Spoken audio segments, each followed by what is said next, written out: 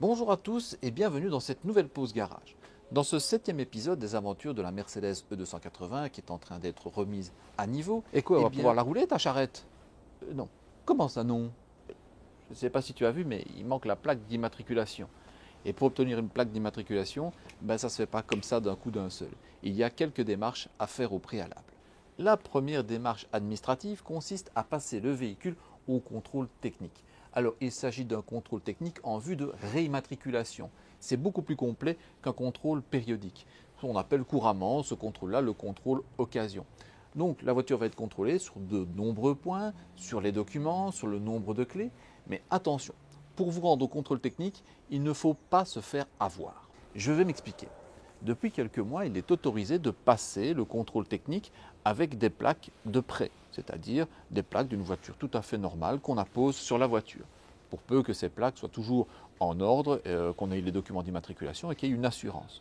Sauf que ça, c'est valable au cœur de la station du contrôle technique.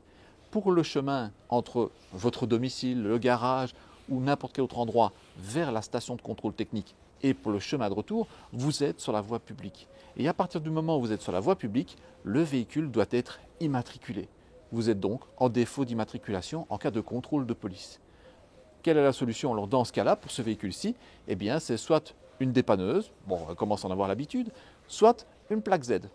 Les plaques Z, c'est l'autre nom pour les plaques garage. Vous savez, ces plaques blanches avec une écriture verte qui commence soit par 1-Z, soit par Z. Et sauf exception particulière, ces plaques-là sont bien évidemment réservées à l'usage des professionnels. Mais au-delà de ça, j'ai une moins bonne nouvelle. C'est que je n'ai pas reçu l'autorisation de filmer le passage du contrôle technique de la Mercedes. Il va donc falloir attendre encore un petit quart d'heure, 20 minutes avant d'y aller, et vous aurez le résultat direct grâce à la magie du montage. Montage. Et voici donc la Mercedes dans la file d'attente de la station du contrôle technique. Cela fait 12 ans qu'elle n'y avait plus posé ses roues. Au vu de son splendide état, je parie que les contrôleurs ne vont pas tarir d'éloges à son sujet. Et après ça, il ne restera plus qu'à l'immatriculer. J'ai hâte, mais alors là j'ai hâte. Et voilà, je reviens du contrôle technique et j'ai eu le résultat pour la Mercedes. Et le résultat c'est... c'est une carte rouge. Mais c'est le genre de choses qu'il faut savoir prendre avec philosophie.